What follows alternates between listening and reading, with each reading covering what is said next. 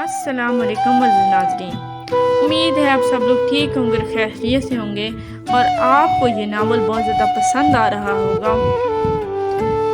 तो इस नावल के थर्ड पार्ट में मैं आप सबको वेलकम करती हूँ, जिसका नाम है अहले इश्क और इसे लिखा है महक ने। तो चलें शुरू करते हैं। सुन सोनियों, सुन दिलदारियों, रब से भी ज़्यादा तुझे करते हैं प्यार। सुन सोनियों, सुन दिलदारियों, रब से भी ज़्यादा तुझे करते हैं प्यार। तू है खुदा, तू है संसार।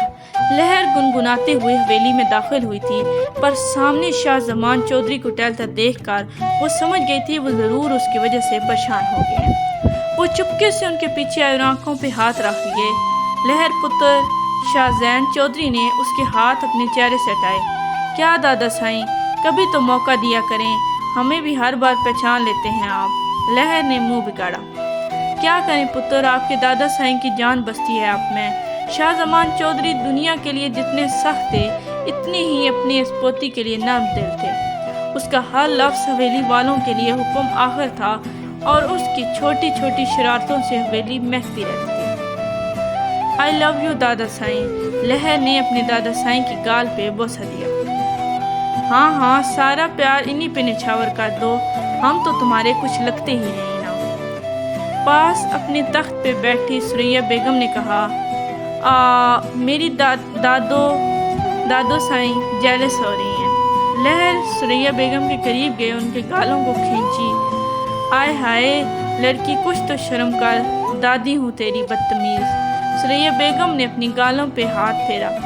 मैं क्या करूँ दादो, आपकी गालें हैं इतनी प्यारी कि मैं खींचे बिना नहीं रह सकती।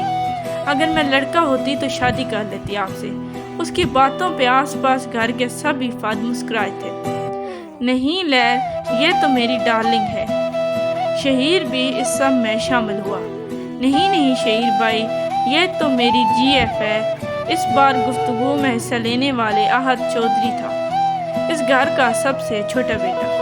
बेशर्मो, कुछ तो लिहाज कर लो, दादी हूँ तुम लोगों की।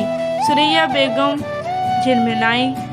इतने सारे मुलाजमों और शाहजैन चौधरी के सामने ऐसी बातें उसे शर्म आ रही थी। लहर, आजा पुत्र, तेरे बालों में तेल डाल लूं, कितने रूखे हो गए हैं। जीनत बेगम ने उसे खींच के अपने करीब बिठाया था।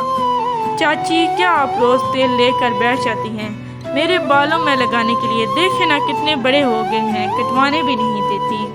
चुप कर, बाल कितने प्यारे बड़े काले हैं, ऐसे ही कटवाएगी। जीनत बेगम ने उसके सर पर प्यार से चपत लगाई। अरे दीदी साईं, इसे गंजा कर लें, बाल कटवाने क्यों हैं, टिंडी करवा दें। शहीर ने उसे छेड़ा। देखे ना जुबैर भाई, शहीर मुझे तंग कर रहा है। उसके तंग करने पर लहर सीढ़ियों से आते जुबैर को शिकायत लगानी जानती थी। शहरयार और शहीर दोनों अपने बड़े भाई से डरते थे। शहीर, मेरी गुड़िया को तंग ना करें। चाची आप छोड़े ना। अच्छा जाओ, थैंक्स चाची। उनके पकड़ से छूटते ही वो ऊपर की तरफ आ गई। कहाँ जा रही हो लहर? चाची बस नहा के आई। बाबा साईं, मैंने और सलमान भाई ने सोचा कि हम लहर को अमेरिका भेज दें। शाह जमान चौधरी ने लहर के जाते ही शाहजैन चौधरी से कहा, क्या कह रहे हो तुम? मैं अपने जिगर के टुकड़े को इतना दूर नहीं भेज सकता हूँ।